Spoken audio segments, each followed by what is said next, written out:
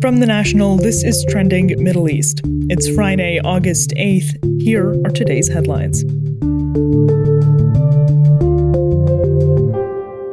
Israel is weighing the possibility of reoccupying Gaza. Israel's security cabinet held a long meeting on Thursday night to vote on whether to make the move. Israeli Prime Minister Benjamin Netanyahu had been openly indicating his desire to reoccupy the Strip. In an interview with Fox News just before the security cabinet meeting, he said this. Will Israel take control of all of Gaza? We intend to, in order to assure our security, remove Hamas there, enable the population to be free of Gaza. The National's Thomas Helm reports from Jerusalem. As of Thursday evening, there's still no official confirmation that the plan is being enacted. What we do know from sources that we've been speaking to is that it would involve something in the region of 4 to 5 divisions, which is a significant number of Israeli soldiers. It would likely start in Gaza City and areas in the center of the Strip. And the other detail that we had confirmed was that the plan would be to move 1 million Gazans in those areas further south. Israeli Prime Minister Benjamin Netanyahu had openly indicated intent to reoccupy the Strip over the last few days, and it drew criticism, even from Israel's military chief, not to mention opposition leader Yair Lapid. כיבוש עזה זה רעיון רע מאוד. There's concern within Israel and abroad that an offensive at this scale will stunt ceasefire talks and endanger the Strip's population, as well as Israeli hostages. The source who spoke to The National said Israel plans to, quote, gradually, unquote, post 4 to 5 divisions for the campaign. The Israeli military is widely reported to be against the plans, in large part for the strain it would put on the army, which is buckling under the pressure of more than 670 days at war. People who are for the plan say that it is an admission of the fact that Hamas no longer wants a ceasefire deal.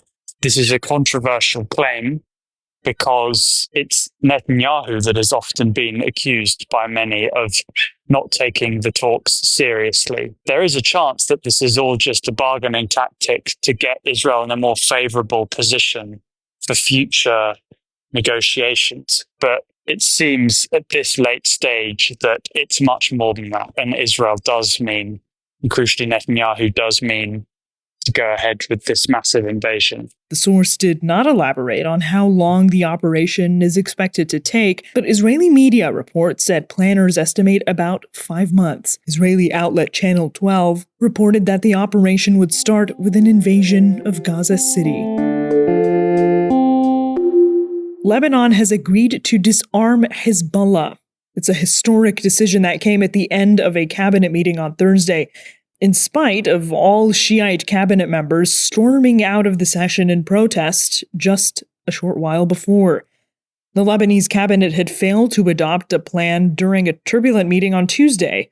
At yet another stormy Lebanese cabinet meeting, but ultimately a historic one. The National's Jamie Prentis reports from Beirut. So Hezbollah is a Lebanese armed group and political party which first emerged in the 1980s. Its main patron is Iran, and until really quite recently, Hezbollah was regarded as the most powerful non-state armed group in the region. Estimates do vary. Hezbollah's former leader Hassan Nasrallah once said it had as many as 100,000 trained fighters, and it had tens of thousands of short, medium and long-term missiles. However, that capacity and capability was significantly reduced last year in its war with Israel. Most of its senior commanders were killed. Thousands of its fighters were also killed. And a large chunk, perhaps around 70 to 80% of that missile supply was destroyed. The U.S. proposed plan reportedly calls for the government to commit to disarming Hezbollah by the end of this year, including heavy weapons and missiles. They'd need to begin doing so within 60 days of issuing a decree to this effect, under a plan drawn up by the Lebanese army. At the same time, Israel would cease all military operations and begin a phased withdrawal from its positions in Lebanon. The plan would open doors for funding for reconstruction in areas damaged by the war last year, and support for the economy from the US, France, and regional states. Meanwhile, Hezbollah has doubled down on its refusal to lay down arms. There's also been a strong reaction from Iran, Hezbollah's main backer.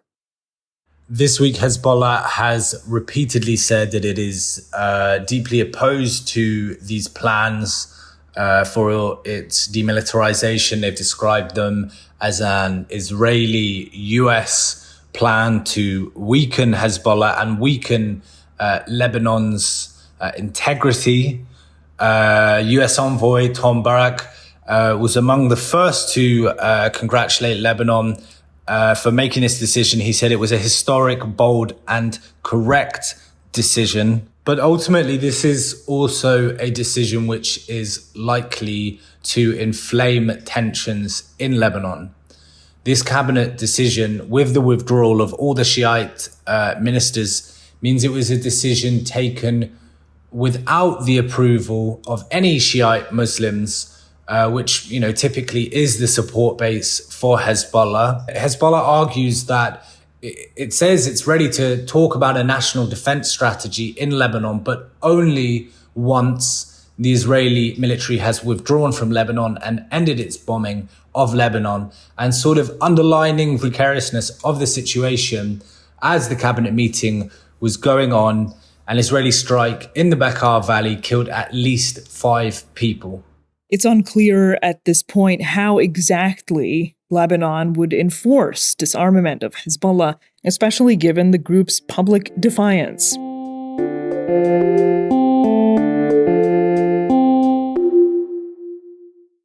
Egypt's Rafah border crossing has been revived as a critical lifeline for Gaza-bound aid. This comes after months of closure due to an Israeli military blockade.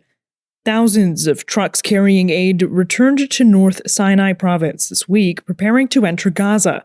The crossing has become a contentious issue for Egypt, accused by critics of keeping it shut, arresting activists, and assisting Israel. We are here on the Egyptian side of the Rafah border crossing, where the National's Kamal Tabikha made the journey to the Rafah crossing from Cairo this week. Here he is with more. Egypt has been receiving a lot of bad press lately with regards to the situation in Gaza and how many critics feel that Egypt is not doing enough or putting enough pressure on Israel to increase aid deliveries. But lately, the government has ramped up efforts to counteract this narrative, and over the past 10 days, we've seen the president and the foreign minister and a lot of officials accusing Israel of using starvation as a weapon, of pushing ahead with its plans to displace Palestinians into neighboring countries. For Egypt, a big strategic aspect of its dealings with Gaza is that it does not want Palestinian displacement on its land, which has been suggested by a lot of Zionists throughout history, but also recently by President Trump. So the governor essentially told us that this famine was so bad that Egypt started to worry that Gaza's population would have to take more drastic measures, as in break into Egyptian territory, which has happened in the past. Governor of North Sinai, Khaled Migawar, speaking to the media at the site, accused Israel of obstructing aid deliveries through the crossing. Yeah, frankly, in the beginning, on the first day, second day, third day, there were no obstacles at all. But since they feel that we are successful and the number of trucks are increasing, they try to obsolete them, to obstacle them, and try to hold them.